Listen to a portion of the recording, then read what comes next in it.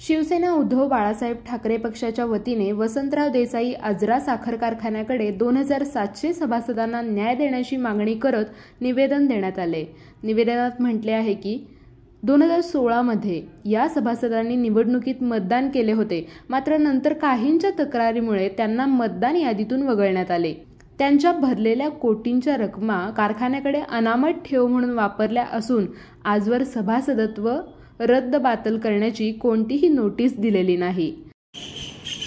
आज शिवसेनेच्या वतीने स्वर्गीय वसंतराव देसाई सहकारी साखर कारखाना गौशे यांच्या कार्यकारी संचालक सावंत साहेबांना आम्ही आज निवेदन दिले।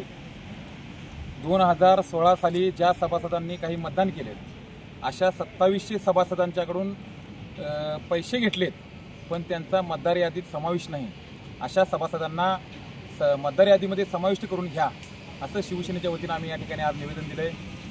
आणि जर 15 दिवसात संचालक मंडळाने काही निर्णय घेतला नाही तर या 2700 सभासदांना कारखाना स्थळावर घेऊन मोर्चा काढून असं या ठिकाणी आम्ही इशारा दिलेला आहे।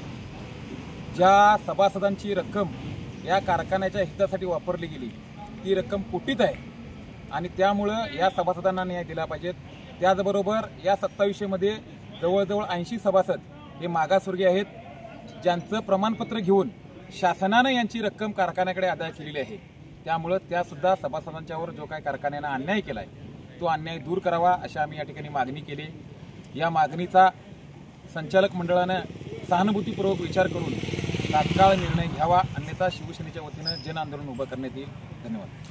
या सभासदांमध्ये मागासवर्गीयांचाही समावेश असून शासनाच्या माध्यमातून त्यांची रक्कम जमा झाली आहे, तरीही त्यांना मतदार यादीत समाविष्ट केलेले नाही वा कोणताही लाभ दिलेला नाही। 15 दिवसात सभासदांना न्याय न दिल्यास आंदोलनाचा इशारा देण्यात आला आहे।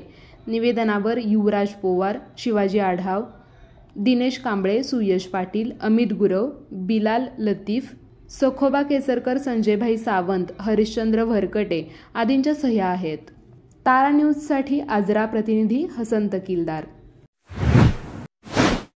बाळ, फ्रीजमधून श्रीखंड काढ ना। आम्ही पूर्वी घरीच बनवायचो श्रीखंड, त्याची चवच वेगळी होती। आता काय सगळं रेडीमेड। आजी, हे श्रीखंड खाऊन बघ। आज तुझ्या आईनं घरीच बनवलं की काय? हे आहे गोकुळचं श्रीखंड, अगदी जिभेवर रेंगाळणार। जिभेवरच नाही तर मनावरही रेंगाळणार। गोकुळ श्रीखंड, मनावर रेंगाळणार।